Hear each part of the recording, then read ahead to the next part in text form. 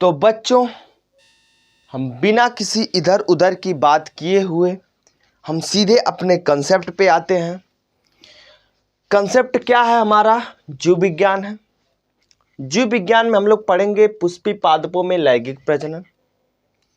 और पुष्पी पादपों में लैंगिक प्रजनन, अब आप लोग थोड़ी देर के लिए सोचेंगे सर लैंगिक प्रजनन क्या होता है, तो हम आप लोगों को बता देना चाह रहे हैं कि लैंगिक जो प्रजनन होता है, प्रजनन मतलब वो होता है कि जो अपने समान नए जीव की उत्पत्ति करते हैं, उन्हें हम लोग क्या कहते हैं?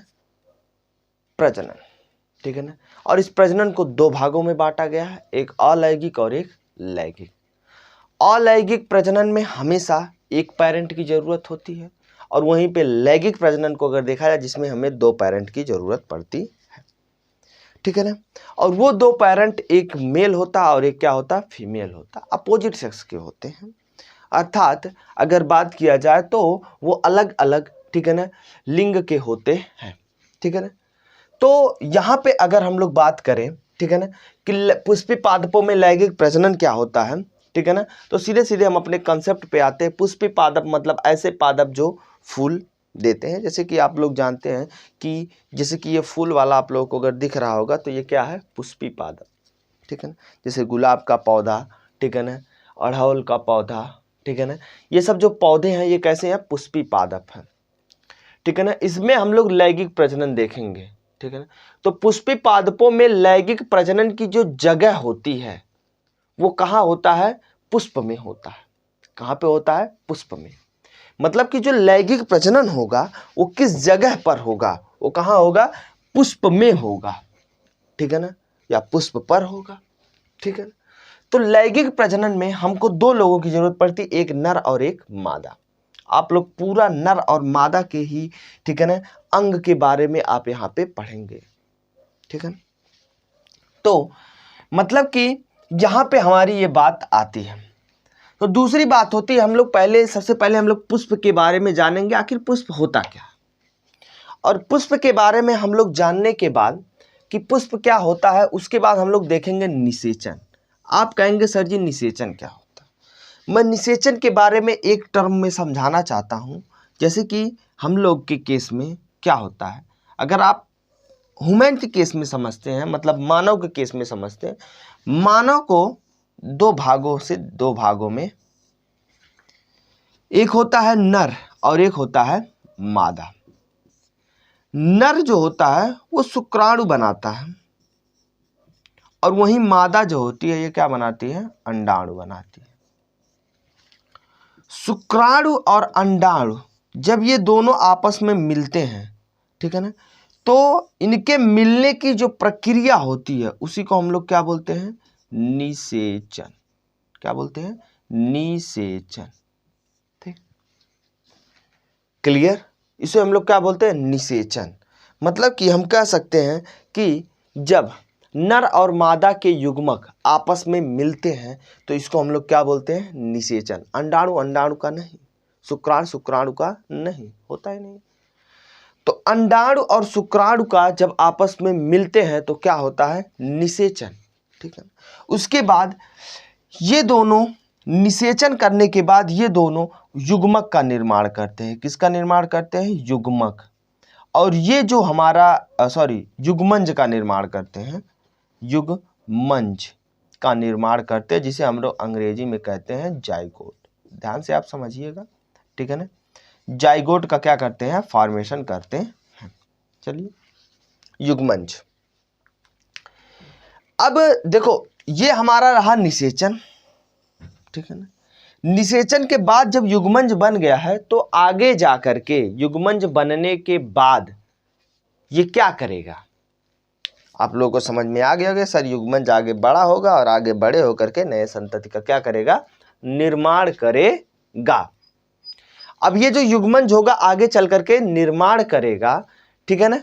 और ठीक है, और निषेचन के पहले क्या प्रक्रियाएं हो रही हैं, कैसे शुक्राणु और अंडाणु बन रहे हैं। आप लोगों को एक बात और बता देना चाहूं, चाहे शुक्राणु हो, शुक्राणु को भी हम लोग क्या बोलते हैं? युग्मक। और अंडाणु को ही हम लोग क्या बोलते हैं? युग्मक। ठीक है ना। मतलब नर और मादा दोनों ही किसका निर्माण करती हैं? युग्मक का निर्माण करती हैं, ठीक है ना। लेकिन नर के युग्मक को हम लोग क्या बोलते हैं, शुक्राणु। वहीं मादा के युग्मक को हम लोग क्या बोलते हैं, अंडाणु बोलते हैं। तो यहाँ पे ये पुष्प कृषि लिखा है, इसको मत ध्यान दीजिए, ठीक है ना।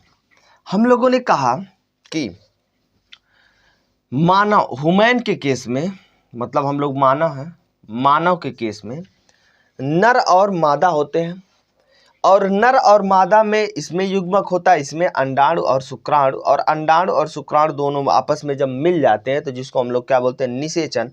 और जैसे ही निषेचन हुआ तो आगे चल करके ये क्या करेगा, नए बेबी का निर्माण करेगा, या ऑफस्प्रिंग का निर्माण करेगा, या नया संतति का निर्माण करेगा, युग्मन आगे चल करके डेवलप हुआ तो, ठीक है ना। अगर किसी कारण बस ये डिस्ट्रॉय हो गया तो ये कैसे निर्माण करेगा, नहीं निर्माण कर पाएगा।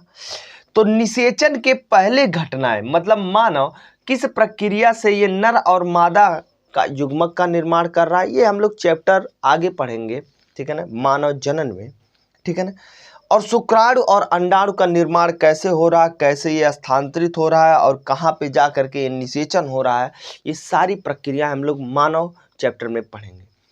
हमारा ये एग्जाम्पल लेने का मतलब ये है कि आप लोगों को बेहतरीन ढंग से समझ में आएगा। और यही सेम प्रक्रियाएं पुष्प भी करती हैं। पुष्प में एक नर पुष्प भी होता है और मादा पुष्प भी होता है। कभी कभी ऐसे भी पुष्प होते हैं जिसमें नर और मादा अंग जो होते हैं वो एक ही पुष्प में होते हैं। तो हम लोग जितने भी पुष्प के बारे में अभी मतलब डिस्कस करने जा रहे हैं, चाहे अलग अलग होंगे चाहे एक में ही होंगे, लेकिन उन दोनों का ही जो निषेचन करने की प्रक्रिया होगी या काम करने के तरीके होंगे वो एक ही तरह ही होंगे, चाहे वो अलग अलग हो चाहे वो एक साथ हो। तो ये हो जाएगा हमारा निषेचन। और निषेचन पूर्व मतलब निषेचन के पहले वाली जो घटनाएं होंगी उसे निषेचन पूर्व घटनाएं या फिर संरचनाएं कहते हैं। और निषेचन पश्च संरचनाएं एवं घटनाएं मतलब निषेचन के बाद होने वाली जो घटनाएं होंगी उसे हम लोग क्या बोलते हैं, निषेचन पश्च घटना। क्या आप लोग नहीं जानते हैं कि पुष्प की खेती होती है, जिसे हम अंग्रेजी में हम लोग बोलते हैं फ्लोरिकल्चर। क्या बोलते हैं, फ्लोरिकल्चर, जिसको हम लोगों ने हिंदी में अभी मिटाए हैं, लिखे थे पुष्प कृषि। क्या लिखे थे, पुष्प कृषि। तो पुष्प की भी खेती होती है, क्योंकि हम लोग जानते हैं शोक में ले जाते हैं सभी लोग अलग पुष्प, और अलग जगह पे शादी ब्याह में अलग पुष्प, वैलेंटाइन डे पे हम लोग अलग पुष्प देते हैं, रेड कलर का पुष्प देते हैं। वहीं पे फ्रेंडशिप पे हम लोग व्हाइट कलर का पुष्प देते हैं। तो जैसे कि अलग अलग जगह पर अलग अलग पुष्प हम लोग क्या करते हैं, लेकर के जाते हैं। और ये पुष्प हमारे भावनाओं को दर्शाता है, हमारी बातों को बताता है कि हम लोग किस तरीके से और कौन सी चीज़ों का कब और कैसे इस्तेमाल कर रहे हैं। फिलहाल के लिए अगर हम लोग देखें तो सबसे पहले हम लोगों को अगर पुष्पी पादपों में लैंगिक प्रजनन समझना है, किस तरीके से लैंगिक प्रजनन होता है, ठीक है ना, तो सबसे पहले हमको पुष्प के बारे में ही जान लेना चाहिए कि पुष्प आखिर है क्या और पुष्प में होता क्या है, ठीक है ना। और इन सब चीज़ों को जानने से पहले, ठीक है ना, एक हम लोग कंसेप्ट को देख लेते हैं पुष्प के बारे में। और पुष्प से पहले की जो 2-3 कंसेप्टें हैं उन चीज़ को भी हम लोग क्या कर लेते हैं, समझ लेते हैं। तो देखो बच्चों, ठीक है ना, ये जो पुष्प है, ठीक है ना, पुष्प में आप लोगों ने 2-3 चीज़ देखे होंगे। पहली चीज़ आपने देखा होगा कुछ पार्ट ऐसे होते हैं पुष्प में, कुछ पार्ट ऐसे होते हैं जो हरे रंग के होते हैं, और पुष्प में कुछ ऐसे पार्ट होते हैं जो कलरफुल होते हैं। और उसके नीचे भी आप लोग देखते होंगे तो उसके नीचे आपको दिखता होगा एक फूला हुआ भाग दिखता होगा, ठीक है। तो हमारे कहने का मतलब ये है कि जो आप पुष्प में फूला हुआ भाग देखते हैं, जो कलरफुल भाग देखते हैं, इनको बायोलॉजिकल टर्म में क्या कहा जाता है, साइंस में क्या कहा जाता है, आखिर उसको हम लोग क्या कहते हैं। आप लोग भी स्पष्टली उसको पंखुड़ी या इस तरीके के नाम दिया गया है, ठीक है ना। तो आप लोग जानते होंगे कि उसका नाम दिया गया है जो भी, तो आप लोग अपने नाम से उसको बुलाते ही होंगे, ठीक है ना। तो हम लोग सिंपली पहले पुष्प की संरचना को देख लेते हैं और पुष्प की संरचना क्या होती है क्या नहीं होती है इसके बारे में हम लोग जानते हैं। तो हम लोग पहले एक अपना 3D मतलब एक अपना डायग्राम यहाँ पे रिप्रेजेंट करना चाहते हैं और उसको देखना चाहते हैं आखिर है ये क्या।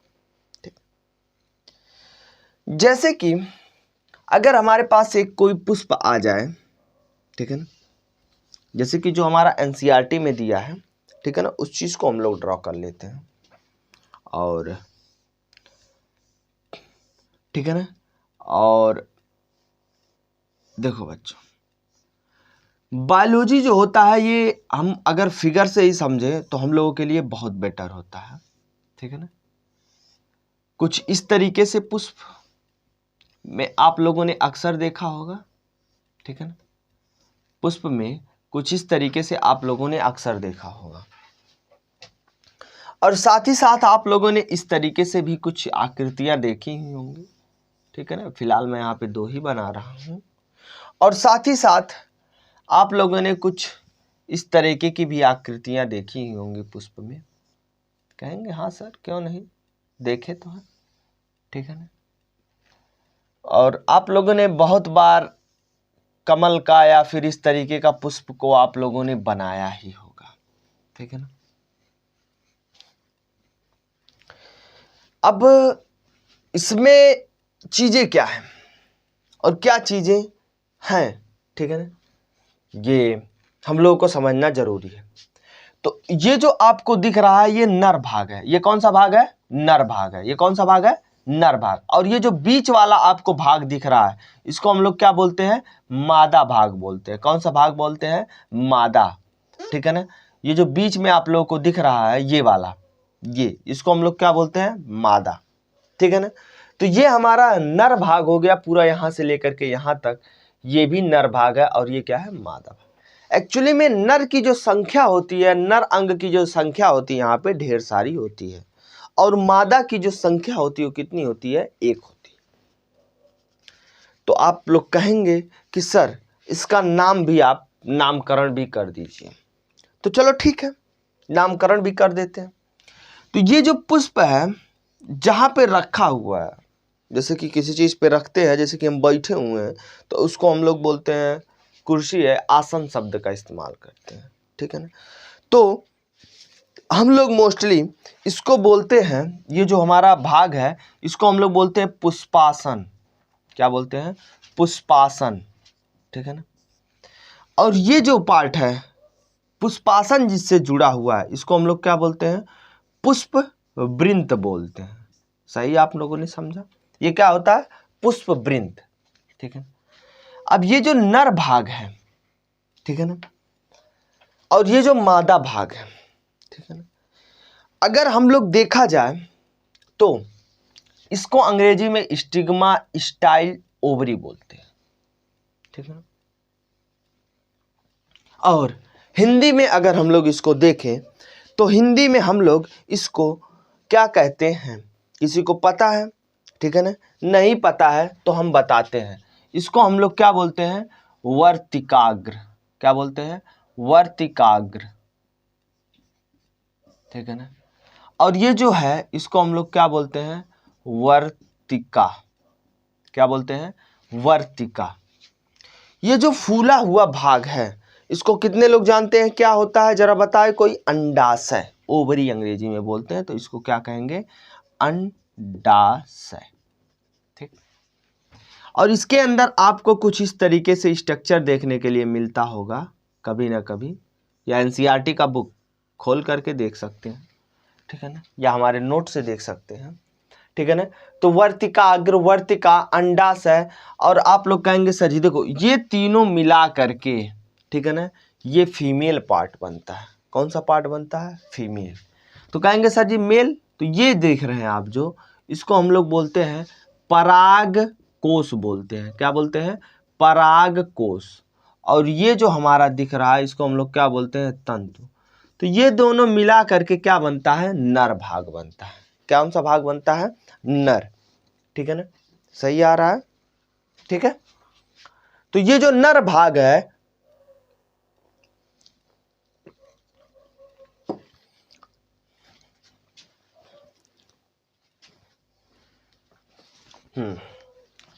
तो ये जो नर भाग है इसको हम लोग क्या बोलते हैं? पुंकेसर बोलते हैं। क्या बोलते हैं? पुंकेसर। ठीक है ना। और वहीं पे स्त्री भाग को, ठीक है ना, हम लोग क्या बोलते हैं? स्त्री केसर बोलते हैं। क्या बोलते हैं? स्त्री केसर। ठीक है ना। नर भाग को पुंकेसर और स्त्री भाग को हम लोग क्या बोलते हैं? स्त्री केसर। इसको अगर हम लोग देखें तो पुमंग भी बोलते हैं। क्या बोलते हैं? पुमंग। ठीक है ना। और वहीं पे अगर स्त्री केसर की बात किया जाए तो इसे हम लोग क्या बोलते हैं? जयांग भी बोलते हैं। क्या बोलते हैं? जयांग। ठीक है ना। इसको क्या बोलते हैं? जयांग। तो आपको दो चीज का मैंने स्पष्टीकरण दिया है। एक हम लोगों ने दिया है पुमांग का और एक दिया है हम लोगों ने जयांग का। मतलब कि ये नर भाग हो गया और ये क्या हो गया? आपका मादा भाग हो गया। आपको स्पष्ट समझ में आ गया होगा। अगर आज तक नहीं समझ में आया है तो नर और मादा भाग आपके सामने स्पष्ट है। ये हमारा पुष्पासन हो गया, ये पुष्पवृंत हो गया हिंदी में। अब आप लोग कहेंगे कि सर जी आप मेन बात पे आइए। तो आपने कभी पुष्प में देखा होगा हरा भाग भी होता है। जैसे कि आप यहाँ पे ढेर सारे पुष्प को अगर देख रहे होंगे तो इसमें देख रहे होंगे हरा हरा सा भी, ये बनाया हुआ हाथ का हैंडमेडेड है, तो इसमें आप हरा हरा भी देख रहे होंगे। फिलहाल ओरिजिनल दिखाना चाहिए था, अब ठीक है ना। तो अब फिलहाल की अगर हम लोग बात करें तो आप लोग जो पुष्प में देखते हैं, पुष्प में जो आप देखते हैं, ऐसे करके आप लोगों को देखने के लिए मिलता है। ठीक है ना। तो ये एक चक्र का निर्माण करता है। किसका निर्माण करता है? एक चक्र। इसके ऊपर भी आप लोग फूल देखते हैं, इसके ऊपर भी, इसके ऊपर भी, एक इसके ऊपर भी। तो आप जो सबसे पहले वाला जो लेयर देखते हैं वो कौन सा कलर का होता है? हरा कलर का होता है। कौन से कलर का होता है? हरा। और ये जो हरा कलर आप लोग देखते हैं, ठीक है ना, ये हरा कलर, तो इसमें अगर हम लोग देखेंगे तो एक हम लोगों को नीचे वाला जो लेयर दिखाई देता है पुष्प में, वो कैसा होता है? हरा कलर होता है। कैसा कलर होता है? हरा कलर होता है। अगर आपको इतनी बात समझ में आ गई होगी कि जो नीचे वाला कलर होता है वो कैसा होता है? हरा कलर होता है। ठीक है ना। जैसे कि आप लोगों ने देखा होगा गुलाब का पौधा दिखा होगा या किसी का भी पौधा देखा होगा, तो आपको जरूर नीचे वाला जो हिस्सा आपको देखने के लिए मिला होगा वो कैसा होगा? हरा कलर होगा। ठीक है ना। अब उसके ऊपर वाला, जैसे गुलाब का ही पुष्प ले लीजिए तो नीचे हरा वाला रहता, ऊपर क्या रहता है? कलरफुल रहता है। ठीक है ना। और कभी कभी आपके दिल में, मन में ये भी चीज उठी होंगी कि सर ये जो पुष्प होता है, इस पुष्प मतलब बनता कैसे है? तो अगर हम आप लोगों को बता देते, ये मॉडिफाइड सूट है। क्या है? मॉडिफाइड सूट है, जिसको हम लोग रूपांतरित प्ररोह भी हिंदी में बोलते हैं। क्या बोलते हैं? रूपांतरित प्ररोह। आप लोग कहेंगे सर जी ये रूपांतरित परोह मतलब जो स्टेम होता है, जो मेन स्टेम होता है, उसी स्टेम से क्या होता है? ये निकलता है, मॉडिफाई हो जाता है, हल्का सा बुड बनता है कली, और वो कली क्या होती है? मॉडिफाई होकर के किस में बदल जाती है? प्ररोह। मतलब कि एक तरह से इसे कली बनेगी, ठीक है ना, और ये कली क्या होगी? मॉडिफाई हो जाएगी। किस में मॉडिफाई हो जाएगी? पुष्प में। वो आगे चल करके क्या हो जाती है? मॉडिफाई हो जाती है। ठीक है ना। तो अगर देखा जाए इन सारे टर्मोलॉजी को समझने के बाद, मतलब कि ये चीज़ों को समझने के बाद अगर हम लोग अच्छे से देखें तो सबसे पहला जो हमारा पुष्प का जो सबसे पहला पार्ट आता है, जिसको हम लोग बोलते हैं बाह्य दलपुंज। आप लोगों को नाम से ही समझ में आ गया होगा, बाह्य दलपुंज का मतलब हो गया कि जो सबसे बाहर वाला होगा बच्चों। बाह्य दलपुंज मतलब जो हरा वाला कलर में जो होता है, जो हरा कलर होता है, और वो जो एक चक्र कंप्लीट करता है, उसी को हम लोग क्या बोलते हैं? बाह्य दलपुंज बोलते हैं। कौन सा दलपुंज बोलते हैं? बाह्य दलपुंज बोलते हैं, जो हरा कलर का होता है। पूरा एक चक्र को कहा जाता है बाह्य दलपुंज। अगर इसमें से एक की हम अगर बात करेंगे तो एक को हम लोग क्या बोलते हैं? दलपुंज बोलते हैं, सॉरी बाह्य दलपुंज बोलते हैं। क्या बोलते हैं? बाह्य दलपुंज बोलते हैं। आप लोगों ने सही सोचा। कि सर आप कह रहे हैं कि ये हरा वाला अलग अलग है, किसी किसी में इक्के में जुटा रहता है, किसी किसी में अलग अलग नहीं होता है। अब पुष्प की आपने बात किया तो पुष्प में क्या होता है, अलग अलग होता है। वहीं अगर हम लोग कहें किसी और लिली का पौधा ले लें तो वो जो लिली का पौधा होता है उसमें बाह्य दल पुंज जो होता है वो अलग अलग नहीं होता है, वो एक ही में जुड़ा होता है। ठीक है ना। मतलब आपको मैंने दो चीज समझाने की कोशिश किया है। मतलब ये पूरे चक्र में रहेगा तो उसे हम लोग क्या बोलेंगे, बाह्य दल पुंज, और उसमें से एक को निकालेंगे तो क्या होगा, दल पुंज। तो दल पुंज जो होगा, सॉरी दल, बाह्य दल भर बोला जाता है। तो ये जो बाह्य दल है तो एक बाह्य दल, दो बाह्य दल, 3 4 5 6 7 7 8 जितने भी होंगे बाह्य दल मिल करके क्या बना रहे हैं, बाह्य दल पुंज बना रहे हैं। क्या बना रहे हैं, बाह्य दल पुंज बना रहे हैं। ठीक है ना, ठीक है, बात समझ में आई। और दूसरा इसका जो पार्ट होता है, ठीक है ना, जिसको हम लोग बोलते हैं, क्या बोलते हैं, दलपुंज बोलते हैं। क्या बोलते हैं, दलपुंज। ये दलपुंज जो होता है ना बच्चों, ये रंगीन होता है। ठीक है ना, कलरफुल होता है। कैसा होता है, कलरफुल होता है। तो कहेंगे सर जी इसको क्या कहेंगे, तो देखो जो कलरफुल होगा उसके एक भाग को, मतलब जिस तरह से इसका एक भाग को हम लोग बाह्य दल बोल रहे हैं, और जब ढेर सारे बाह्य दल मिल जा रहे हैं तो दलपुंज का फॉर्मेशन हो जा रहा है। तो जो दलपुंज हमारा है, ठीक है ना, ये कैसा होगा, रंगीन होगा। और जब दलपुंज हमारा रंगीन होगा तो एक उसके पार्ट को हम लोग क्या बोलेंगे, दल बोलते हैं। क्या बोलते हैं, दल सिर्फ ही क्या हम लोग बोलते हैं, जो रंगीन होता है। मतलब गुलाब के पंखुड़ी एक ठो निकाल लो, ठीक है ना, तो उसको हम लोग क्या बोलेंगे, दल सिर्फ बोलेंगे। और ढेर सारे दल मिल करके क्या बनाएंगे, दल पुंज बनाएंगे। जैसे कि आप लोग जानते हैं किरण पुंज, किरण एक रेखा को बोला जाता है, किरण पुंज ढेर सारी रेखा को, लाइट ऑफ बीम। ठीक है ना, तो इसी तरह से हम लोग बाह्य दल, बाह्य दल एक को कहा जाता है, जब ढेर सारे मिल जाते तो बाह्य दल पुंज कहा जाता है। अंग्रेजी में इसको कैलेक्स बोलते हैं। क्या बोलते हैं, कैलेक्स। और इसको अंग्रेजी में कोरेला बोलते हैं। ठीक है ना, क्या बोलते हैं, कोरेला। ऊपर को क्या बोलते हैं, कैलेक्स। ठीक है ना, तो ये कैलेक्स होता है, ये कोरेला होता है। ठीक है ना, इसको हम लोग बाह्य दल को हम लोग हिंदी में, अंग्रेजी में बोलते हैं सेपल, और इसको हम लोग क्या बोलते हैं, पेटल।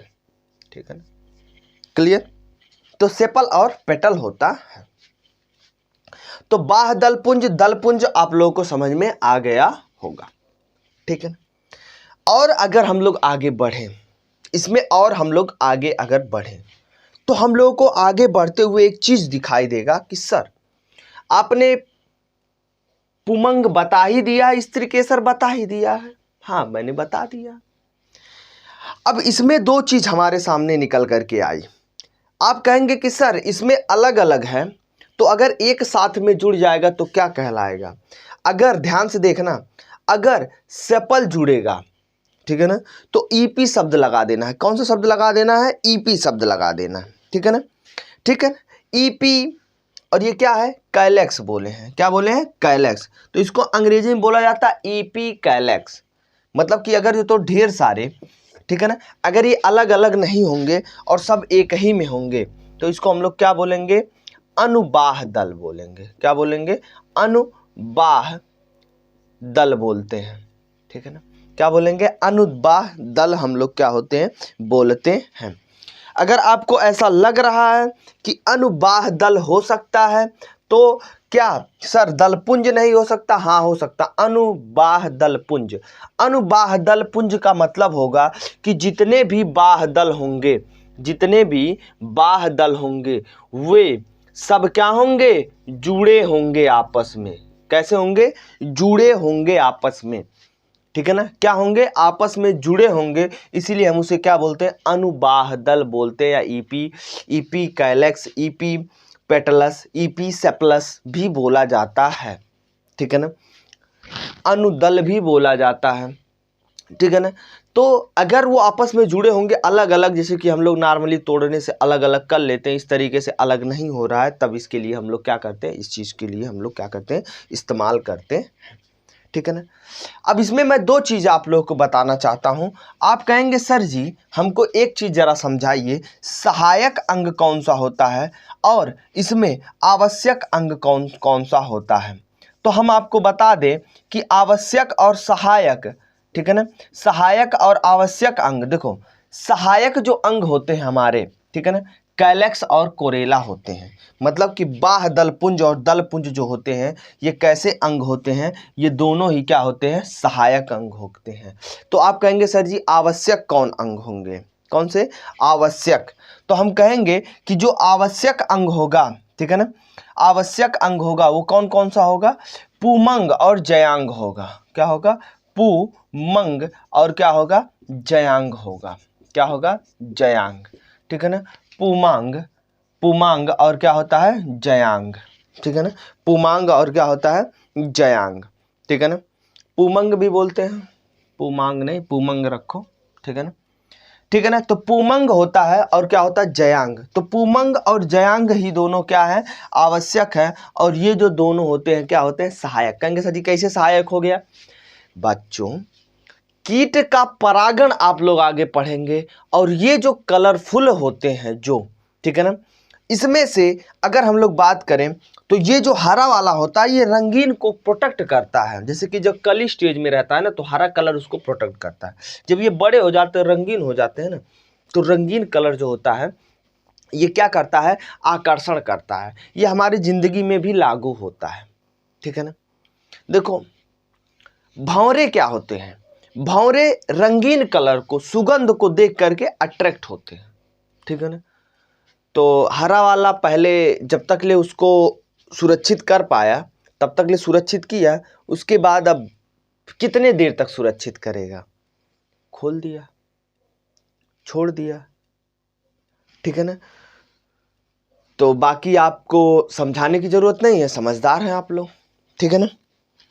तो उस खुले हुए या छोड़े हुए चीजों को, ठीक है ना, क्या करते हैं, भौरे आकर के बैठना स्टार्ट कर देते हैं, ठीक है ना। अब जैसे कि आप लोगों को समझ में आ गया होगा कि बाह्य दलपुंज, दलपुंज, सहायक अंग क्या होंगे, आवश्यक अंग क्या होंगे, अनुबाह्य दल क्या होगा, जब बाह्य दल सब क्या होंगे, जुड़े होंगे, ठीक है ना, तो उसे हम लोग क्या बोलते हैं, अनुबाह्य दल। मतलब कि बाह्य दलपुंज मतलब एक ग्रुप को कहा जाएगा, और दलपुंज मतलब एक को कहा जाएगा। दलपुंज जो होगा हमारा वो ग्रुप को कहा जाएगा, और दल क्या कहा जाएगा, एक को कहा जाएगा। इतनी टर्मोलॉजी इसमें थी। एक पुमंग हो गया, एक स्त्रीकेसर हो गया। हम लोग आपको बता रहे थे पुष्प कृषि मतलब खेती करना होता है, ठीक है। अब हम लोग आगे चलते हैं और हम लोग थोड़ा सा दो चीज देखो, जननांगों के आधार पर, किसके आधार पर, जननांगों के आधार पर पुष्प को, किसके आधार पर, जननांगों के आधार पर पुष्प को दो भागों में बांटा गया है। एक हमारा होता है एक लिंगी पुष्प। कौन सा पुष्प होता है, एक लिंगी पुष्प होता है, ठीक है ना, ध्यान से समझिएगा। और दूसरा होता है द्विलिंगी पुष्प होता है। मैं आप लोगों को यहाँ पे टर्मोलॉजी बताने जा रहा हूँ, ठीक है ना, और मैं टोटली मैं थ्योरी नहीं लिखवा रहा हूँ, मैं सिर्फ आपको टॉपिकों का ज्ञान और कंसेप्ट बता रहा हूँ। एक लिंगी का मतलब क्या होता है, एक लिंगी जो पुष्प होगा और द्विलिंगी पुष्प जो होगा, ठीक है ना। जैसे कि आपने पपीता देखा होगा, तरबूज देखा होगा, पपीता, पपीता और तरबूज, ठीक है ना, ठीक। और द्विलिंगी में आपने अगर देखा होगा तो गुड़हल, सरसों, गुड़हल और क्या होता है, सरसों। तो अगर आपने एक लिंगी और द्विलिंगी देखा होगा तो मैं डिफिनेशन ना लिख करके सीधे सीधे अगर एक लाइन में मैं बताऊं, ठीक है ना, एक लिंगी पुष्प वो होता है, हम लोग को समझ में आ गया, जिसके पास ऐसा पुष्प जिसके पास सिर्फ एक ही लिंग उपस्थित होगा, उसे हम लोग क्या बोलते हैं, एक लिंगी पुष्प बोलते हैं। मतलब पुंकेसर या जयांग में से कोई एक क्या हो, जननांग उपस्थित हो। मतलब कि एक लिंगी पुष्प वो होगा जिस पुष्प में एक ही लिंग उपस्थित हो, मतलब एक ही सेक्स उपस्थित हो, चाहे जयांग चाहे पुमांग, उसे हम लोग क्या बोलेंगे, एक लिंगी। द्विलिंगी किसको बोलेंगे, जिसमें दो, एक ही पुष्प में दो लिंग उपस्थित हो, उसे हम लोग क्या बोलेंगे, द्विलिंगी। अंग्रेजी में बोलते हैं यूनिसेक्सुअल, और अंग्रेजी में द्विलिंगी को बोलते हैं बाईसेक्सुअल, ठीक है ना। यूनिसेक्सुअल, बाइसेक्सुअल मतलब ऐसे पुष्प जिसमें एक लिंग उपस्थित होते हैं उसे हम लोग क्या बोलते हैं, ठीक है ना, उसे हम लोग क्या बोलते हैं, ठीक है ना, एक लिंगी। और ऐसे पुष्प जिसमें क्या होते हैं, दो लिंग उपस्थित होते हैं, ठीक है ना, मतलब जयांग और पुमांग दोनों उपस्थित होंगे, उसे हम लोग क्या बोलेंगे, द्विलिंगी बोलेंगे। आप लोगों को इतनी टर्मोलॉजी समझ में आ गई होगी। एक बात और हम आप लोगों को बता देते हैं, पूर्ण पुष्प किसे कहते हैं और अपूर्ण पुष्प किसे कहते हैं, ठीक है ना। तो आप लोगों के सामने चार चीजें आए होंगी। पहला बाह्यदल पुंज, दल पुंज, और तीसरा जो आपके सामने आया होगा पुंकेसर, और चौथा आया होगा स्त्री केसर।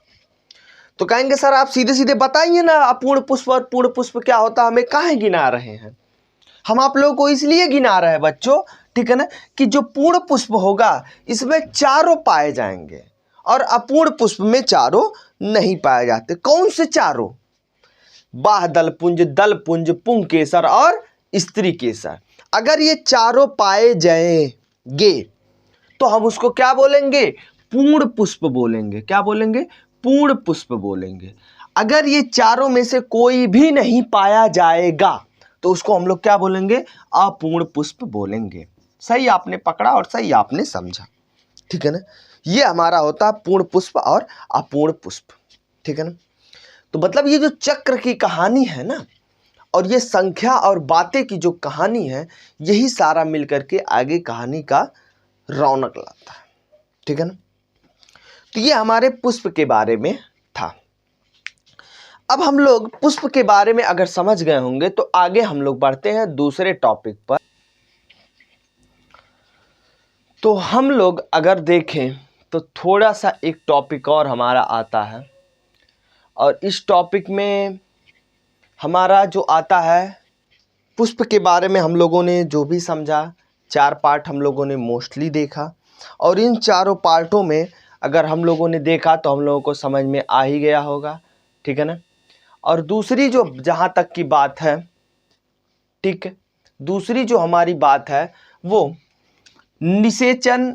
दूसरा जो हमारा टॉपिक था, हम लोगों ने जितने भी टॉपिक लिखे थे उसमें से पुष्प के बारे में हम लोगों ने समझा, और दूसरा टॉपिक हमारा निषेचन पूर्व संरचनाएं एवं घटनाएं। आप लोग ध्यान दीजिएगा, मैं एनसीईआरटी से कवर कर रहा हूं और कुछ मैं चीज़ें एक्स्ट्रा भी चीज़ें बता रहा हूं, ठीक। एनसीईआरटी मैं फुल कवर कर रहा हूं, साथ ही साथ एक्स्ट्रा चीज़ें भी मैं बता रहा हूं। अब निषेचन पूर्व संरचनाएं एवं घटनाएं, संरचनाएं एवं घटनाएं, हम आपसे कहे थे कि निषेचन से पहले भी घटनाएं होती है और निषेचन के बाद भी घटनाएं होती हैं, ठीक।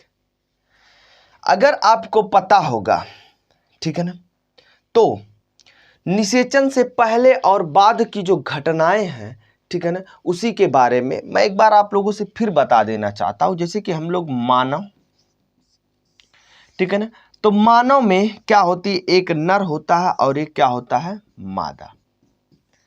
तो नर जो बनाता है वो शुक्राणु का निर्माण करता है और मादा वहीं पे अंडाणु का निर्माण करती है। अब देखो इन दोनों को ही एक ही टर्मोलॉजी में बायोलॉजी में बोला जाता है युग्मक, और ये भी क्या होता है, युग्मक। मतलब कि मानव में नर जो हो बनाता है उसको भी युग्मक बोलते हैं, मादा को भी क्या बोला, मादा भी जो बनाती है उसे युग्मक बोलते हैं। मतलब नर के युग्मक को शुक्राणु कहते हैं, मादा के युग्मक को हम लोग क्या बोलते हैं, अंडाणु।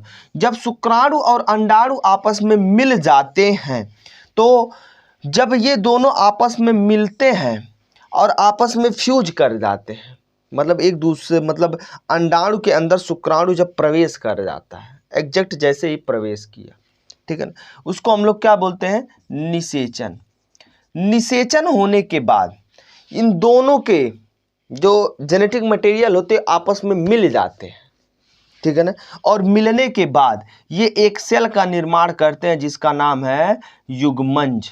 क्या है, युग्मंज, ठीक है ना।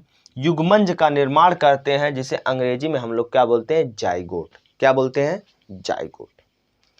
तो नर और मादा, शुक्राणु और अंडाणु, ठीक है ना, और ये दोनों मिल करके निषेचन। तो देखो निषेचन जब नहीं हुआ था तो अंडाणु शुक्राणु कैसे बना, ये निषेचन के पूर्व की घटनाएं हो गई। और निषेचन होने के बाद क्या क्या घटनाएं हुई, ठीक है ना, वो निषेचन पश्च घटनाएं हो जाएंगी। कौन सी घटनाएं हो जाएंगी? निषेचन पश्च घटनाएं हो जाएंगी। अगर आप लोग देख रहे हैं, ठीक है ना, तो निषेचन पूर्व घटनाएं और निषेचन पश्च घटनाएं आप लोगों को समझ में आ रहा होगा, ठीक है ना। और अगर आप लोगों को समझ में आ रहा होगा तो हम धन्य हैं, ठीक है ना। तो पुंकेसर, लघु बीजाणुधानी और परागकण, ठीक है ना। स्त्री केसर, गुरु बीजाणुधानी, बीजांड और तथा भ्रूणकोश, मतलब गुरु बीजाणुधानी को ही हम लोग क्या बोलते हैं? बीजाणु। और परागण, परागण आप लोग समझे होंगे कि परागण जो होता है, परागकण को, ठीक है ना, फीमेल तक ले, फीमेल के वर्तिकाग्र पर पहुंचाना ही क्या कहलाता है? परागण कहलाता है। क्या कहलाता है? परागण, ठीक है ना। तो यहाँ पे हम लोग निषेचन मतलब अंडाणु शुक्राणु कैसे बने, मतलब कि नर युग्मक कैसे बना, मादा युग्मक कैसे बना, ये पुष्प में कैसे बना, यहाँ पे मानव की बात नहीं, यहाँ पे पादप की बात हो रही है। तो पादप में कैसे युग्मक बन रहा है, जैसे हम लोगों में बन रहा है इनह्यूमन केस में, उसी तरह से पादपों में भी बन रहा है, लेकिन कैसे, इसी चीज के बारे में हम लोग यहाँ पे अध्ययन करने आए हैं और इसी चीज के बारे में ही हम लोग यहाँ पे देखेंगे। That's clear. फिलहाल के लिए हम लोग देखेंगे निषेचन पूर्व संरचनाओं में। पहले हम लोग पुंकेसर के बारे में, नर के बारे में देखेंगे, फिर स्त्री केसर के बारे में देखेंगे। उसके बाद इन दोनों का मिलाप कैसे हो, दोनों युग्मकों का, तो वो विधि है परागण। कौन सी विधि है? परागण। बस हमको यही तो करना है, हमको नर युग्म को देखना है कैसे बनता है, मादा युग्म को देखना है किस जगह पे कहाँ पे बनता है, और फिर परागण कैसे होता है, मतलब इन दोनों को मिलाया जाता कैसे है और ये मिलते कैसे हैं नेचुरली, ठीक है ना। वो सारी विधियों को हम लोग क्या करेंगे? वन बाय वन करके हम लोग देखेंगे, ठीक है ना। तो अगर देखा जाए तो आप लोगों की जानकारी के लिए अगर हम लोग बता दें तो जो हमारा टॉपिक है पुंकेसर, या फिर हम लोग लघु बीजाणुधानी नहीं टॉपिक है, या फिर परागकण, इसमें 3 टॉपिक अलग अलग हैं। तो सबसे पहले हम लोग इसमें बात करेंगे, ये तीनों ही नर के भाग हैं जो कि हम लोग जान रहे हैं पहले से ही, ठीक है ना। तो सबसे पहले हम लोग बात करेंगे पुंकेसर को लेकर। किसको लेकर के? पुंकेसर। तो पुंकेसर क्या होता है? पुंकेसर 2 भागों में बटा होता है। कितने भागों में? 2 भाग में पुंकेसर क्या होता है? बटा होता है। पहला जो ऊपर वाला होता है जिसको हम लोग क्या बोलते हैं? परागकोश बोलते हैं। क्या बोलते हैं? परागकोश। और दूसरा क्या होता है? तंतु।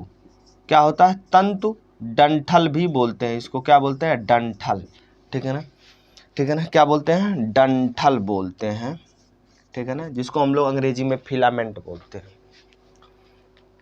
इसका ये जो नीचे वाला हिस्सा है, अगर आप लोगों से पूछ रहा है बताइए ये कहाँ जुड़ा होता है, किससे जुड़ा होता है? नीचे वाला जो हिस्सा होता है ये जुड़ा होता है हमारा, ठीक है ना, वो जो हमारा नीचे था पुष्पासन से। किससे जुड़ा होता है? पुष्पासन से। ये क्या होता है? नीचे वाला हिस्सा पुष्प के पुष्पासन से ये क्या होता है? जुड़ा होता है, ठीक है ना। अब आगे बात आती है कि ये पुंकेसर के 2 भाग हुए, एक परागकोश एक दंतुटंठल। ये परागकोश है और ये क्या है? दंतुटंठल है, ठीक है ना। तो हम लोग क्या करेंगे? परागकोश की संरचना को देखेंगे। मतलब यहाँ पे बात खत्म हो गई। और अगर आगे बात देखो, 2 बातें। पहला परागकोश ये हो गया, तंतुडंठल ये हो गया। तंतुडंठल क्या है? किससे जुड़ा हुआ है? किससे जुड़ा हुआ है? किससे जुड़ा हुआ है? पुष्पासन से जुड़ा हुआ। किससे जुड़ा हुआ है? पुष्पासन से क्या हुआ है? जुड़ा हो गया। बस इसमें इतनी सी बातें थी, ठीक है ना। ये हमारा कौन सा हो गया? पुंकेसर। पुंकेसर के 2 भाग हुए, एक परागकोश और एक तंतुडंठल। और परागकोश के बारे में बताए तो परागकोश में किसका निर्माण होता है? परागकण का निर्माण होता है। किसका निर्माण होता है? परागकण। और परागकण को ही हम लोग क्या बोलते हैं? युग्मक बोलते हैं, ठीक है ना। मतलब मेल युग्मक हमको मिल गया और प्लांटों में परागकण के रूप में हमको मिला है, ठीक है ना। तो ये जो परागकण होता है, ठीक है ना, अगर इसको हम लोग देखें, ठीक है ना, तो हम लोग कह सकते हैं, ठीक है। और इसमें कुछ कुछ ऐसे भी होते हैं कि ये जो बीच में जो हमारा ये पाया जा रहा है, ये टिश्यू है, जिसको हम लोग क्या बोलते हैं? संयोजी उत्तक भी बोलते हैं। क्या बोलते हैं? संयोजी उत्तक। अभी इस पे आ रहे हैं, ठीक है ना, उत्तक याद आ गया तो हमने कहा नोट कर दें, ठीक है ना। तो चलो, तो पुंकेसर जो होता है दो भागों में बटा होता है, पहला परागकोश, दूसरा क्या होता है दंतुडंठल।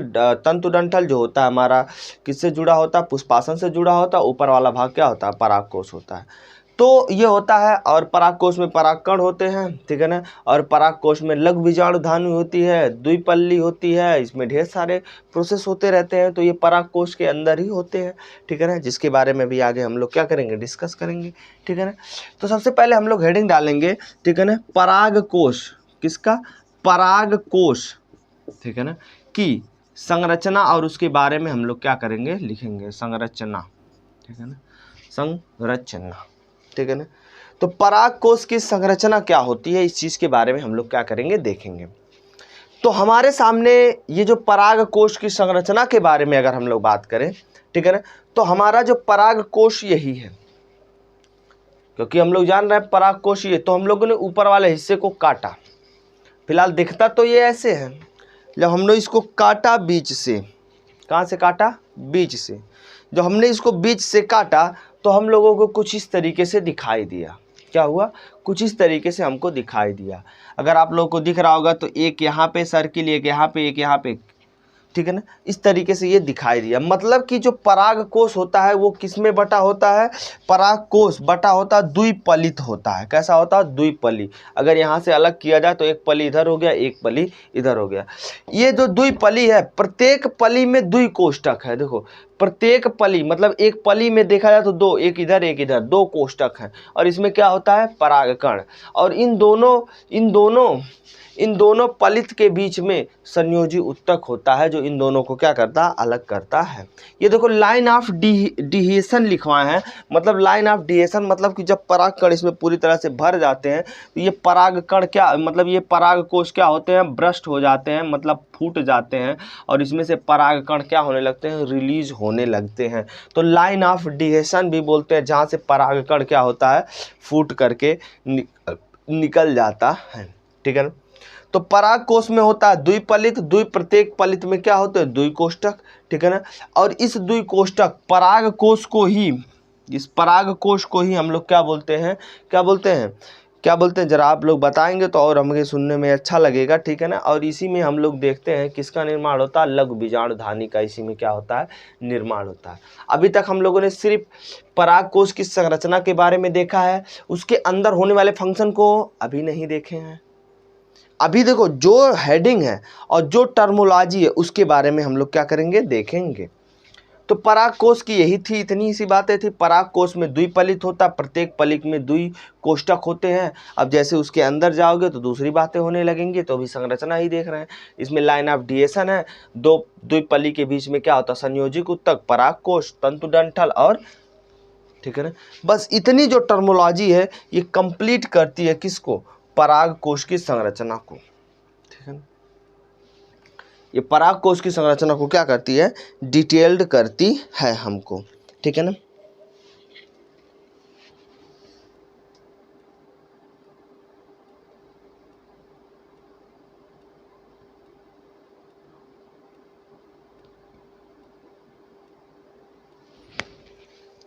तो अगर हम लोग बात करें, ठीक है ना, तो प्रत्येक पली में क्या होता है, दो कोष्ठक होता है, ठीक है ना।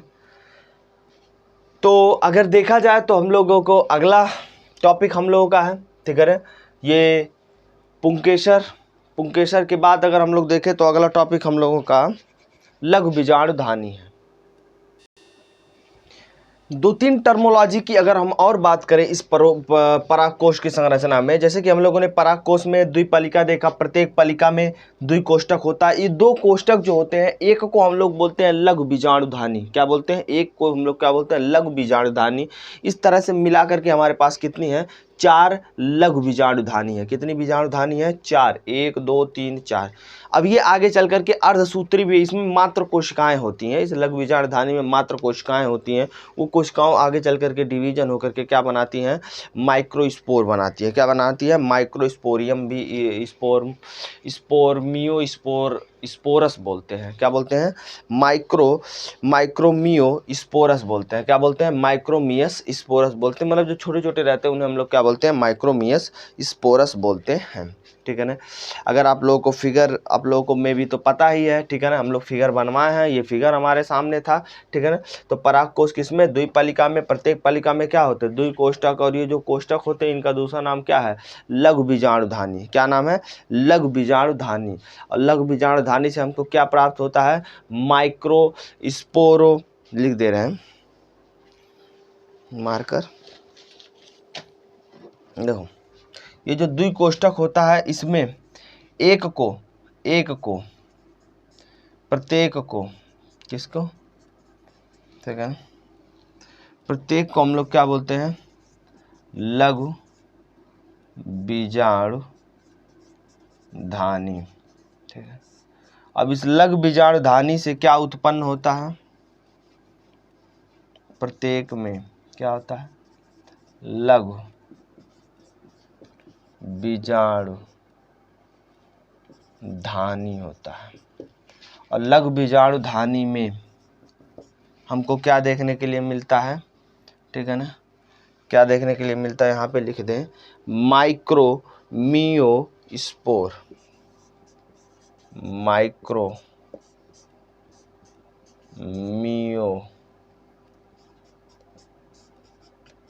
स्पोर्स क्या देखने के लिए मिलता है? माइक्रोमियो स्पोर देखने के लिए मिलता है। ठीक है ना। ये हमारा था ऑल अबाउट ऑफ परागकोश की संरचना के बारे में। ठीक है ना। एंड हमारा नेक्स्ट टॉपिक है वो है लघु बीजाणुधानी। क्या है? लघु बीजाणुधानी।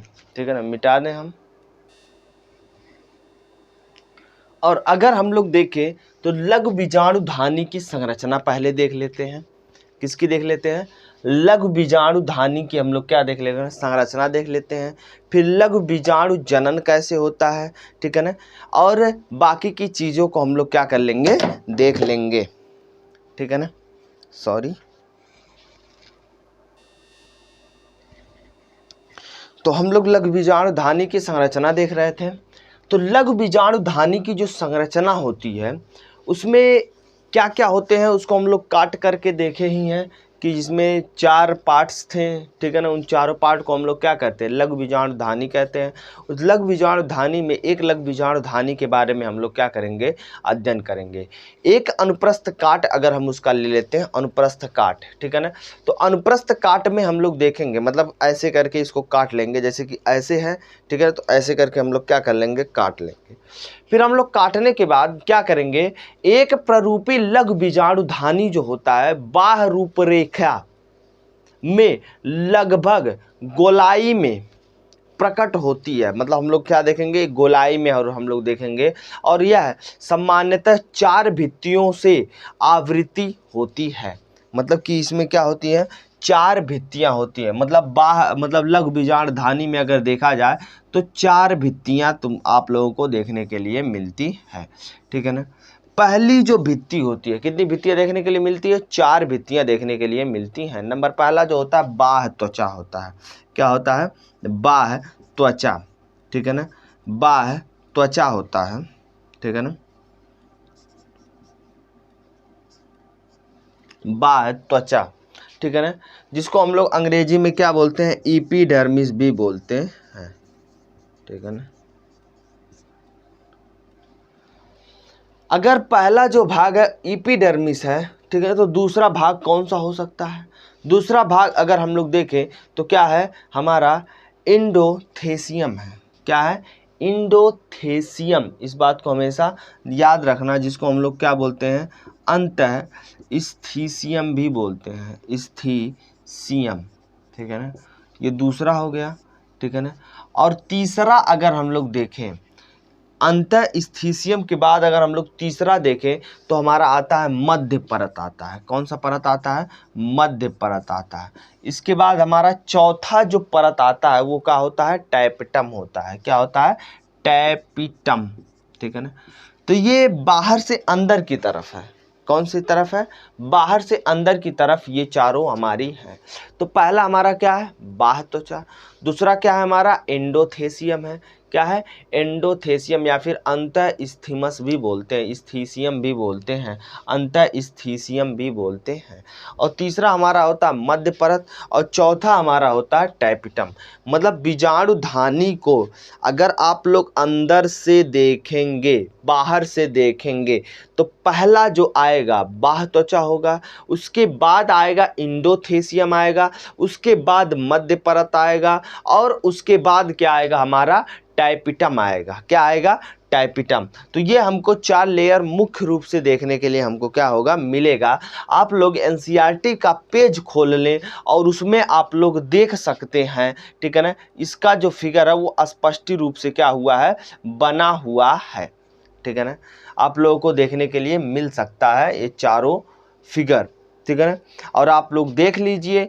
और अगर आप लोगों को हम चित्र की संख्या बता दें तो चित्र संख्या 2.3 में आप लोगों को देखने के लिए मिल जाएगा, ठीक है ना। इसमें आप लोगों को 3 तरह से फिगर देखने के मिल जाएगा, 1 और 2, मतलब एक कटा हुआ हिस्सा है, फिर 2 है, और एक पूरे में जिसमें परागकण के साथ में हमको देखने के लिए मिल रहा है, ठीक है ना। तो ये जो हमारा होता है, ये 3 परत हमको किस में होती है, बीजाणुधानी की संरचना में हम लोगों को देखने के लिए मिलता है, ठीक है ना। तो अगर टैपिटम की बात करें, टैपिटम बाहर की ओर, ठीक है ना, 3 परत, ठीक है ना। मतलब टैपिटम के बाहर की ओर ये जो 3 परत है, ठीक है ना, ये जो 3 परत है, ठीक है ना, ये क्या करती है, ठीक है ना, संरक्षण प्रक्रिया करती है। कौन सी प्रक्रिया करती है, संरक्षण प्रक्रिया करती है। मतलब कि इसको रक्षा प्रदान करने की क्या करती है, प्रक्रिया को क्या करती है, निभाती है। ऐसा नहीं है कि ये संरक्षण तीनों ही लेयर क्या करती है, संरक्षण करने का क्या करती है, प्रक्रिया करती हैं, ठीक है ना। तथा ये जो तीनों लेयर हैं, ये क्या करती है, पराग कोश के, किसके, पराग कोश के स्फुटन का मतलब होता है फूटना, टूटना या फूटना। परागकण को निकलने के लिए जब तक परागकोश फूटेगा नहीं तब तक ले परागकण निकलेगा कैसे। तो ये जो तीनों लेयर हैं, ये तीनों लेयर मिल करके क्या करती हैं, पराग कोश को, ठीक है ना, फूटने में क्या करती हैं, मदद करती हैं, स्फुटन करने में। और दूसरी काम है संरक्षण करने में। जब तक ले मैच्योर नहीं हुआ रहता तब तक उसको क्या करता है, संरक्षण का काम करता है। जब मैच्योर हो जाता है तो उसको स्फुटन करता है, मतलब वो क्या हो जाता है, फूट जाता है। क्या हो जाता है, फूट जाता है। और जो परागकण होते हैं वो क्या होते हैं, अवमुक्त हो जाते हैं। अगर आप लोगों से पूछे कि बताओ परागकोश का कौन सा लेयर या फिर कौन सी जो तीनों परतें लगभग क्या होती हैं, तथा परागकोश के स्फुटन में मदद कर परागकण अवमुक्त करता है, ठीक है ना। तो टैपिटम बाहर की ओर 3 परतें संरक्षण प्रक्रिया करती हैं तथा परागकोश के स्फुटन में क्या करती हैं, मदद भी करती हैं, ये तीनों परतें। और साथ ही साथ टैपिटम, ठीक है ना, ये सब टोटल मिलकर के क्या करते हैं, मदद करते हैं, ठीक है ना। साथ ही साथ टैपिटम का काम क्या होता है, टैपिटम जो होता है, टैपिटम का दूसरा काम अगर देखा जाए तो पहला काम क्या करता है, स्फुटन में मदद भी करता है। ये परागकोश के स्फुटन में क्या करता है, मदद करता है, ठीक है ना, ठीक है ना, मदद करता है। दूसरी बात है, ठीक है ना, ये जो हमारे परागकण होते हैं उनको क्या करता है, पोषण प्रदान करता है। क्या करता है, पोषण प्रदान करता है, ठीक है ना। मतलब हम लोगों को 2 चीज़ स्पष्टीकरण हुआ, टैपिटम ये सारी चीज़ों को कर सकता है। फिर टैपिटम जो होता है ये सघन जीव द्रव्य, मतलब कि इस टैपिटम जो होता है, हमारा जो सेल होता है इसके अंदर, ठीक है ना, सघन जीव द्रव्य भरा होता है, मतलब लिक्विड भरा होता है, ठीक है ना। और सामान्यतः अगर देखा जाए तो टैपिटम जो होता है इसमें 2 बात है, एक स्फुटन में मदद कर रहा है, दूसरा पोषण मदद कर रहा है। और तीसरा अगर आप लोगों से पूछा जाए तो तीसरा जो होता है, ठीक है ना, ये सघन जीव द्रव्य से भरी होती है और सामान्यतः एक से अधिक, किससे, एक से अधिक केंद्रकों से युक्त होती है। मतलब टैपिटम जो होता है, टैपिटम में क्या होता है, एक से अधिक, ठीक है ना, केंद्रक, केंद्रक युक्त होती हैं। मतलब इसमें अगर देखा जाए तो एक से अधिक क्या पाए जाते हैं, केंद्रक पाए जाते हैं। क्या पाए जाते हैं, एक से अधिक केंद्रक, इसीलिए इसे हम लोग क्या बोलते हैं, बहुकेंद्रकी। मोस्टली एक सेल में एक ही केंद्रक पाया जाना चाहिए, लेकिन यहाँ पे अगर देखा जाए तो एक से अधिक केंद्रक पाए जा रहे हैं, इसीलिए हम इसको क्या बोलते हैं, एक से अधिक केंद्रक इसमें क्या होते हैं, ठीक है ना, केंद्रक युक्त होते हैं, मुक्त नहीं है, ये युक्त होते हैं, ठीक है ना, युक्त होते हैं, इसीलिए हम इसको क्या बोलते हैं, बहुकेंद्री बोलते हैं, ठीक है ना। तो ये द्विकेंद्रक है, तो द्विकेंद्री, त्रिकेंद्रक है तो त्रिकेंद्री, अगर ढेर सारे हैं तो उसको हम लोग क्या बोलेंगे, बहुकेंद्री बोलेंगे। क्या बोलेंगे, बहुकेंद्री बोलते हैं, ठीक है ना। अब देखो, अब परागकोश जब अपरिपक्व होता है तो जैसे कि हम लोगों ने बात किया था कि उसके बीच में जो होती है वो मतलब एक उत्तक पाई जाती है, जिसको संयोजी उत्तक भी हम लोग क्या होते हैं, बोलते हैं। एनसीईआरटी में लिखा है जब एक परागकोश अपरिपक्व होता है तब घने संबंध सजातीय कोशिकाओं का समूह होता है, जिसे हम लोग क्या बोलते हैं, बीजाणुजन उत्तक बोलते हैं। जब तक ले मतलब कि कहा जाए कि जब तक ले परागकोश अच्छे से डेवलप नहीं कर जाता है तब तक ले जो उसका पार्ट होता है वो एक तरह से क्या होता है, पराग, मतलब उसको बीजाणुजन उत्तक भी कहा जाता है। जो अंदर तीनों लेयर या फिर परागकोश के जो उत्तक हैं उसको हम लोग क्या बोलेंगे, बीजाणुजन उत्तक भी, क्योंकि उसी से सब बीजाणु का निर्माण हो रहा है। तो लघु बीजाणुधन के केंद्र में स्थित होता है। मतलब कि अगर देखा जाए मतलब बीजाणुजन उत्तक जो होता है जिससे बीजाणु का निर्माण होगा वो कहाँ पे स्थित होगा, ठीक है ना, लघु बीजाणुधानी के केंद्र में स्थित होगा। कहाँ पे स्थित होगा, केंद्र में, क्योंकि अभी डेवलप हुआ नहीं है।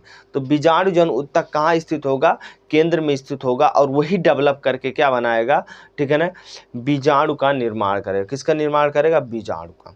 तो सबसे पहले हम लोग देख लेते हैं लघु बीजाणुधानी में, ठीक है ना। मतलब यहाँ पे हम लोगों ने संरचना देखा, संरचना में हम लोगों ने देखा कि बाह्य त्वचा, अंतःस्थितियां, मेमोरी। तो पहला ये सभी लोग मिल करके क्या बोलते हैं, संरक्षा प्रदान करते हैं। साथ ही साथ ये तीनों मिल करके स्फुटन में मदद करते हैं। और टाइपिटम की बात करें तो ये पोषण करता है। इसमें एक से अधिक केंद्रक होते हैं। अगर एक केंद्रक हुआ तो एक केंद्र की, द्विकेंद्रक हुआ तो द्विकेंद्रीय, तीन केंद्रक होगा तो बहुकेंद्रीय, चार केंद्रक होगा तो चतुष्केंद्रीय। मतलब कि इसमें एक से अधिक केंद्रक भी क्या होते हैं, पाए जाते हैं। तीसरा टर्मोलॉजी हम लोग देखा कि अगर इस लघु बीजाणुधानी के अंतर, मतलब बीचों बीच केंद्र में, ठीक है ना, एक मतलब घना, मतलब एक घना का मतलब देखा जाए ब्लैकिश दिखेगा हमको, बहुत ज़्यादा गाढ़ा दिखेगा।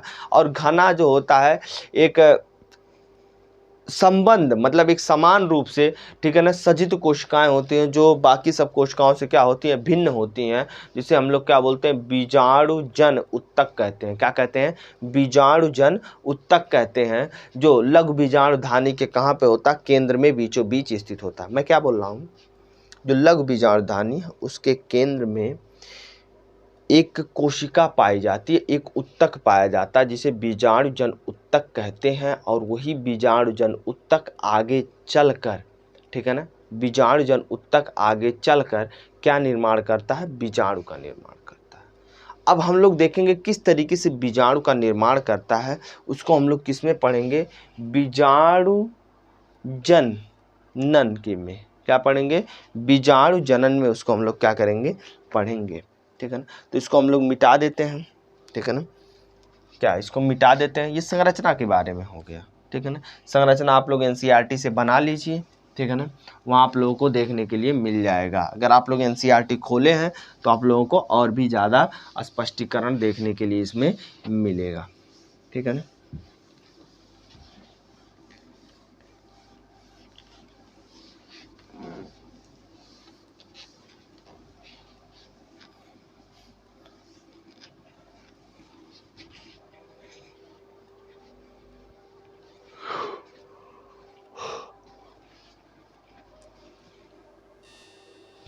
अगर हम लोग देखा जाए तो जो तरुण परागकोश होता है, मतलब जो बहुत ही छोटा होता है, ठीक है ना, उसको अगर हम लोग काट करके देखा जाए तो तरुण परागकोश में आप लोगों को ऐसी कोशिकाएं मिलेंगी जिसको हम लोग मेरिस्टम कोशिका कहते हैं। और ये जो मेरिस्टम कोशिका होती है, ठीक है ना, ये मोस्टली ये मेरिस्टम जो कोशिका होती है ये मोस्टली, ठीक है ना, विभाज्योतकी कोशिकाएं भी बोलते हैं। कौन सी कोशिकाएं बोलती हैं?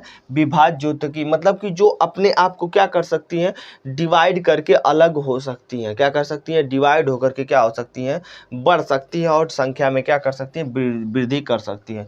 तो जो तरुण परागकोश होता है उसको हम लोग अगर काट करके देखें तो इसमें ये गुण हम लोगों को देखने के लिए मिल जाता है कि उसमें विभाज्योतकी कोशिकाएं होती हैं, ठीक है ना, जो आगे चल करके जब आगे से चल करके ये डिवाइड होना स्टार्ट करती हैं, तो अगर हम लोग देखेंगे तो ये अधोस्तरीय कोशिकाएं में बदल जाती हैं। किस में बदल जाती हैं? अधोस्तरीय कोशिकाएं। नोट देखिए, नोट, ठीक है ना। विभाज्योतकी कोशिकाएं किस में बदल जाती हैं? अधोस्तरीय कोशिकाओं में क्या होती हैं? बदल जाती है। ये अधोस्तरीय कोशिकाएं जो होती है गाढ़े रंग की होती है। कैसी होती है? आप उसमें फिगर में देखेंगे तो गाढ़े रंग की होती है, और इसमें जो केंद्रक होते हैं वो दृढ़, मतलब दिखेंगे, आपको स्पष्ट दिखेंगे, ठीक है ना। और साथ ही साथ ये जो होंगे नॉर्मल कोशिकाएं से इनकी जो साइज होगा वो क्या होगा? बड़ा होगा। नॉर्मल कोशिकाओं से इनकी साइज क्या होगी? बड़ा होगी। और साथ ही साथ ये जब गाढ़े रंग के और बड़े हो जाएंगे तो इसको हम लोग क्या बोलेंगे? प्रपशु कोशिकाएं भी बोलते हैं। प्रपशु कोशिकाएं भी हम लोग इसको बोलते हैं। अंग्रेजी में हम लोग बोलते हैं आर्चियो, ठीक है ना, पोडियल सेल। क्या बोलते हैं? आर्चियोपोडियल सेल भी बोलते हैं। अब प्रत्येक प्रपुष कोशिकाएं जो हैं, देखो समझो, विभाज्योतकी कोशिकाएं किसमें बदल गई? अधोस्तरीय कोशिका। अधोस्तरीय कोशिका गाढ़े रंग की होती है तथा इसमें केंद्रक सुस्पष्ट होते हैं, ठीक है ना। अब ये आगे चल करके थोड़ा सा और बढ़ेगी तो किसमें बदल जाएगी? प्रपुष कोशिकाएं में, ठीक है ना। मतलब कि छोटा सा पोल, मतलब उसमें था, उसमें हम लोग तरुण परागकोश में हम लोग विभाज्योतकी कोशिकाएं देखे थे जो अपने आप को बदल सकती है, विभाजित कर सकती है, 1 से 2 भागों में अर्धसूत्री विभाजन करती है। कौन सा विभाजन? अर्धसूत्री विभाजन करके ये हो जाती है। तो प्रपुष कोशिकाएं जो होती हैं ये क्या करती हैं? अपने चारों तरफ परिणत विभाजन करती हैं। मतलब ये है तो अपने चारों तरफ परिणत विभाजन करेंगे। कौन सा विभाजन? परिणत विभाजन करती हैं, ठीक है ना, परिणत विभाजन करती हैं। और परिणत विभाजन करने के बाद क्या करने के बाद? परिणत विभाजन करने के बाद ये जो कोशिकाएं होती हैं, प्रपशु कोशिकाएं होती हैं, ये बदल जाती हैं प्राथमिक भित्ति कोशिकाओं में। किसमें बदल जाती हैं? प्राथमिक भित्ति कोशिकाओं में क्या होती हैं? बदल जाती हैं। कोशिकाओं में क्या होती हैं? बदल जाती हैं। प्राथमिक भित्ति कोशिकाओं में क्या होती हैं? बदल जाती हैं। अब जैसे ही ये प्राथमिक भित्ति कोशिकाओं में बदली तो ये जो प्राथमिक भित्ति कोशिकाएं हैं ये क्या कहलाने लगेंगी? प्राथमिक पुबीजाणु जनन कोशिकाएं कहलाने लगेंगी। क्या कहलाने लगेंगी? प्राथमिक पुबीजाणु कोशिकाएं कहलाने लगेंगी। क्या कहलाएंगी? प्राथमिक, ठीक है ना, प्राथमिक बीजाणु, ठीक है ना, बीजाणु कोशिकाएं कहलाने लगती हैं, जिसको हम लोगों ने अभी हेडिंग डाला, मतलब जब पिछला अभी थोड़ी देर पहले ही हम लोगों ने देखा है पुबीजाणु कोशिकाओं में प्राथमिक पुबीजाणु कोशिका, जिसको हम लोग बीजाणु जन कोशिका भी बोलते हैं। अब इसके पास इतनी क्षमता आ गई है डिवाइड होते होते कि इसको हम लोग क्या बोलते हैं? बीजाणु जन कोशिकाएं। एनसीईआरटी में बीजाणु जन कोशिकाओं से मतलब ये जो चीज़ें मैंने बताया है ये एनसीईआरटी से थोड़ा सा बाहर है। मतलब यहाँ से स्टार्ट होता है बीजाणु जन कोशिका, ठीक है ना, जो एनसीईआरटी में बताया है बीजाणु जन कोशिकाएं, ठीक है ना, कोशिका, ठीक है ना, बीजाणुजन। अब ये बीजाणुजन कोशिका क्या करता है? परागकण का क्या करता है? निर्माण करता है। मतलब अभी भी कहानी अभी भी देखा जाए तो और भी है। मतलब कहने का अर्थ ये बीजाणुजन कोशिका जो होगी वो 3 से 4 लेयर में क्या होती है? डिवाइड होती है। कौन? बीजाणुजन कोशिका। तो कहेंगे आप सर कितने? 4 लेयर में डिवाइड होती है। वही जो संरचना जो हम लोग देख रहे थे उस संरचना जो होती है 4 लेयर में डिवाइड होती है। बाह्य, ठीक है ना, अंतः, ठीक है ना, और इंडोथीसियम और हमारा क्या था? टैपिटम था। ये 4 जो लेयर होती हैं ये बीजाणुजन कोशिका अपने आप को विभाजित कर करके क्या कर लेती हैं? ये 4 कोशिका का क्या कर लेती हैं? निर्माण कर लेती हैं। कितनी कोशिका का निर्माण कर लेती हैं? 4 कोशिकाओं को निर्माण कर। देखो सिंपल सा, तरुण परागकोश में क्या होती है? विभाज्योतकी कोशिका होती है। विभाज्योतकी कोशिका आगे चल के अधोस्तरीय कोशिका में बदल जाती है। ये और गाढ़े रंग का हो जाती है जिसमें केंद्रक स्पष्ट होने लगता है, प्रपशु कोशिकाओं में बदल जाती है। प्रपशु कोशिकाएं परिणत विभाजन करके प्राथमिक भित्ति कोशिका में बदल जाती है और प्राथमिक भित्ति कोशिका प्राथमिक बीजाणु कोशिकाओं में परिवर्तित हो जाता है, जिसे बीजाणुजन कोशिका कहते हैं। अब ये बीजाणुजन कोशिका होगा अपने आप से 3 लेयर का निर्माण करे, 3 से 4 लेयर का निर्माण करेगा, जिसमें हम लोगों ने बाह देखा था, ठीक है ना, इंडोइस्थेमस इस्थीसियम देखा था, और तीसरा हमारा था, ठीक है ना, बाह इंडोइस्थीसियम, और हमारा तीसरा जो हमारा है अंतः, ठीक है ना, तीसरा हम लोगों ने क्या देखा था, अंतः, और चौथा हमारा क्या था, टैपिटम। तो इस तरीके से हम लोगों ने 4 देखा था। कितना देखा था, 4। इन चारों को अगर देखा जाए तो ये चारों जो है हमारे लिए क्या है, मोस्ट इंपॉर्टेंट है, चारों के चारों, ठीक है ना, दैट्स क्लियर, ठीक है ना। अब ये चारों में ही कहानी होती है, जैसे कि अब जो होते हैं इसमें टैपिटम जो होते हैं हमारे पोषण प्रदान करने के लिए होते हैं, जो कि हम लोगों ने पहले ही बात कर लिया है। और भी जो चीज़ें होती हैं हमारी जो, और यहीं पे हमारा क्या होता है, परागकण का क्या होता है, निर्माण होता है। किसका निर्माण होता है, परागकण का क्या होता है, निर्माण होता है, ठीक है ना। और